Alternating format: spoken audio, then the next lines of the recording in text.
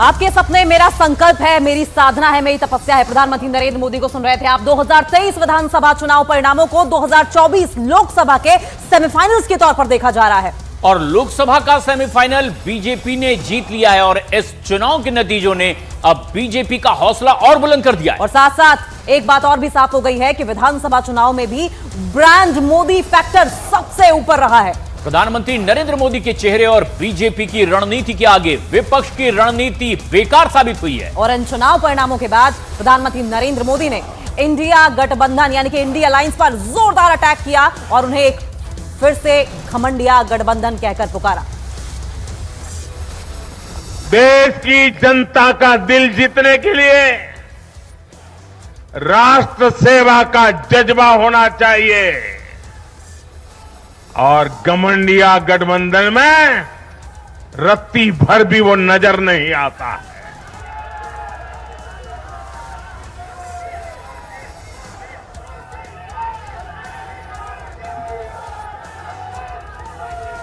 गाली गलौज, निराशा, नेगेटिविटी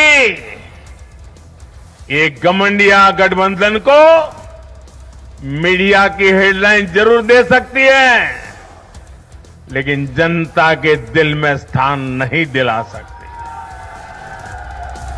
प्रधानमंत्री नरेंद्र मोदी का विपक्ष पर करारा हमला और 2023 में हुए विधानसभा चुनाव में बीजेपी को बम्पर जीत मिली और मोदी का चेहरा और बीजेपी की रणनीति ने 3 राज्यों में जीत की हैट्रिक दिलाई। अपनी चुनावी रैलियों में प्रधानमंत्री नरेंद्र मोदी ने बार बार अपनी गारंटी की बात की और पीएम मोदी का गारंटी वादा न सिर्फ चुनाव परिणामों में दिखा बल्कि सोशल मीडिया पर भी यह ट्रेंड करने लगा। 3 राज्यों में जीत की हैट्रिक का जिक्र करते हुए प्रधानमंत्री नरेंद्र मोदी ने एक बार फिर दोहराया कि जहां से विपक्ष की उम्मीद खत्म होती है वहां से मोदी की गारंटी शुरू होती है। मैं आज पूरी विनम्रता से देश की हर बहन बेटी को यही कहूंगा कि आपसे जो वायदा बीजेपी ने किए हैं वो 100% पूरे किए जाएंगे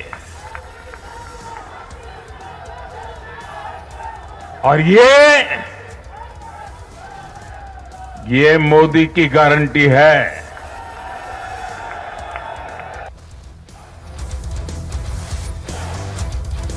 और प्रधानमंत्री नरेंद्र मोदी ने अपने चुनावी रैलियों में एक बात जो है वो बार बार दोहराई है। उन्होंने हमेशा ये कहा कि वो देश को एक साथ लेकर चलने में विश्वास करते हैं।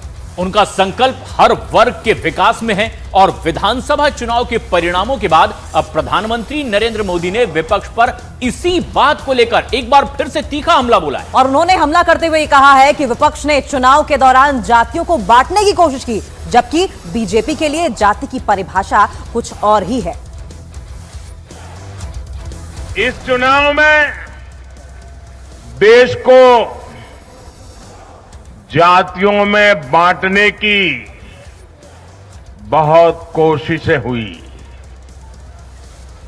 लेकिन मैं लगातार कह रहा था कि मेरे लिए देश में 4 जातियां ही सबसे बड़ी जातियां हैं।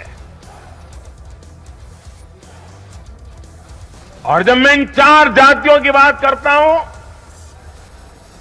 हमारी नारी शक्ति, हमारी युवा शक्ति, हमारे किसान और हमारे गरीब परिवार, इन 4 जातियों को सशक्त करने से ही देश सशक्त होने वाला है। विधानसभा चुनाव के नतीजों ने एक बार फिर से यह साफ कर दिया कि बीजेपी की पकड़ हर वर्ग तक मजबूत हुई है। और इसी का जिक्र प्रधानमंत्री नरेंद्र मोदी ने चुनाव परिणामों के बाद भी किया। उन्होंने इस जीत को आदिवासी समाज से जोड़ा और बीजेपी पर करारा प्रहार किया। उन्होंने ये विपक्ष के ऊपर सीधे हमला करते हुए कहा कि उन्होंने समाज को बांटने की कोशिश की, जबकि बीजेपी ने उस पिछड़े वर्ग को मजबूत करने की कोशिश की। उन्होंने कहा कि कांग्रेस की नीतियों की वजह से ही आदिवासी समाज मुख्य धारा से अलग रहा। और उन्हें विकास का मौका पूरी तरह से नहीं मिल पाया। तो प्रधानमंत्री नरेंद्र मोदी ने विपक्ष पर जोरदार हमला किया है और बीजेपी पर जिस तरीके से गलत आरोप लगाए जाते रहे उस पर भी करारा जवाब दिया। साथियों, आज देश का आदिवासी समाज भी अब खुलकर अपनी बात रख रहा है। ये वो आदिवासी समाज है जो कांग्रेस की नीतियों की वजह से 7 दशक तक पीछे रहा, जिसे अवसर नहीं दिए गए। इनकी जनसंख्या आज 10 करोड़ के आसपास है।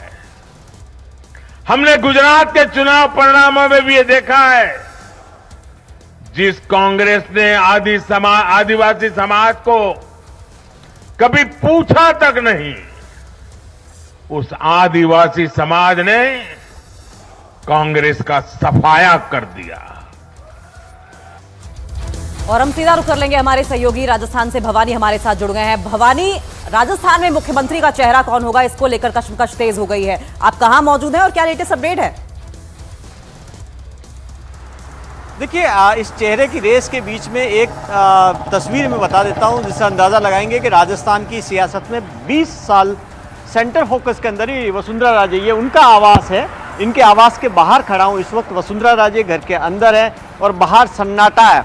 वसुंधरा राजे, हालांकि उनके काफ़ी समर्थक इस बार जीत के आए हैं, तकरीबन 35 से ज़्यादा, लेकिन इस बार फिर भी आपको वो हलचल नज़र नहीं आ रही है। वसुंधरा राजे विधानसभा चुनाव के नतीजों से पहले रेस में सबसे आगे मानी जा रही, और अभी की स्थिति में आप देखिए कि अभी इस वक्त जब बीजेपी के अंदर जो मुख्यमंत्री को लेकर अटकलें तेज है, इस वक्त कुछ नेताओं को दिल्ली बुला लिया गया, बाबा बालकनाथ को दिल्ली बुला लिया गया, गजेंद्र सिंह को कल ही दिल्ली बुला लिया गया, और अभी सीपी जोशी और राजस्थान के प्रदेश अध्यक्ष सीपी जोशी और प्रभारी अरुण सिंह वो दिल्ली जा रहे हैं। यानी कि तमाम इस पर कवायद चल रही है। वहाँ वसुंधरा राजे बिल्कुल चुप है, साइलेंट है और घर के अंदर बैठी हुई है, और विधायकों की चहल पहल भी यहाँ नजर नहीं आ रही है, ज़्यादा विधायक नहीं आ रहे। तो वसुंधरा राजे की भूमिका क्या होगी? क्या वसुंधरा राजे इसको लेकर क्या दावेदारी पेश करेगी? इस पर अटकलें तेज है अभी, और ये इंतजार करना होगा कि वसुंधरा राजे क्या सोच रही है, या पार्टी हाईकमान या प्रधानमंत्री नरेंद्र मोदी क्या बात करेंगे इस मसले पर। जी, ये सबसे अहम बात भी है, लेकिन कुछ ही दिनों में, कुछ वक्त आगे ये तस्वीर भी साफ होने वाली है। लेकिन हम आगे बढ़ें उससे पहले आपको बताते हैं कि देश में किस तरह से मोदी मैजिक एक बार फिर तेजी से चलता हुआ दिखाई दे रहा है। इसे आपको मैप के जरिए समझाते हैं। मैप के जरिए समझिए कि इस वक्त देश के 17 राज्यों में बीजेपी किस तरीके से सत्ता में है। सबसे पहले मध्य प्रदेश, जिसके चुनाव के नतीजे कल ही आए हैं, छत्तीसगढ़ के भी, राजस्थान के भी। साथ ही साथ हरियाणा में पहले से बीजेपी की सरकार है, उत्तर प्रदेश में है, उत्तराखंड में है, असम और गोवा में भी बीजेपी की ही सरकार है। इसके अलावा महाराष्ट्र में भी, सिक्किम में भी बीजेपी का परचम लहरा रहा है, अरुणाचल प्रदेश, नागालैंड, मणिपुर और मिजोरम में भी।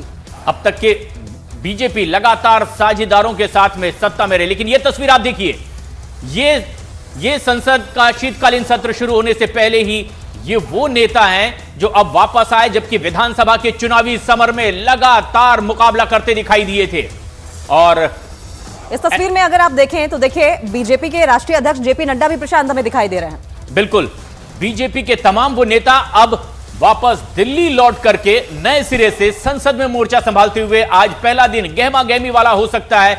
और इन तस्वीरों में हम देख सकते हैं कि किस तरह से राजस्थान में भी लगातार घमासान हुआ। एक वो भी चेहरा जो सीएम पद की रेस में बताया गया, और वो लगातार चुनाव प्रचार में भी शामिल रहे। बीजेपी को बहुमत मिला और अब संसद का यह शीतकालीन सत्र शुरू, संसद पहुंच रहे हैं तमाम बीजेपी के बड़े नेता।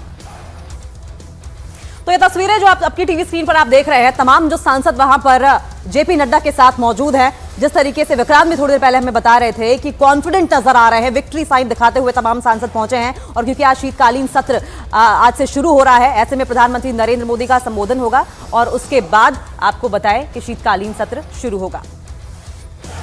तो तमाम नेता आज संसद के शीतकालीन सत्र में हिस्सा लेने के लिए पहुंच रहे हैं, लेकिन 3 राज्यों में बीजेपी की बड़ी जीत के बाद INDIA गठबंधन में तकरार अब और तेज होती दिखाई दे रही है। जेडीयू और समाजवादी पार्टी के बाद अब शिवसेना उद्धव गुट ने भी कांग्रेस पर जबरदस्त हमला बोला है। दरअसल शिवसेना ने अपने मुखपत्र सामना के जरिए उद्धव गुट के 3 राज्यों में हार के लिए कांग्रेस को सीधे जिम्मेदार ठहराते हुए लिखा है। उनके भी संसद में बैठूंगा।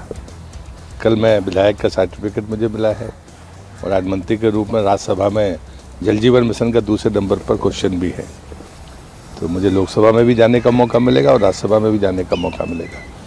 कामकाज की दृष्टि से एक संसदीय परंपरा में मोदी जी के आने के बाद जो प्रोडक्टिविटी है वो बढ़ी है।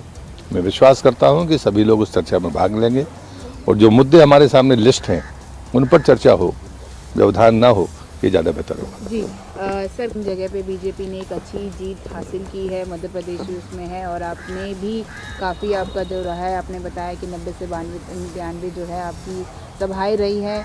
क्या बोलना चाहेंगे, क्या की फैक्टर्स थे कि मध्य प्रदेश में जो 2018 गैप था वो 23 में इतना बढ़ गया? ये मोदी नाम का मैजिक है और हम लोकसभा और राज्यसभा में मेज सत्ता कर उनका अभिनंदन करेंगे।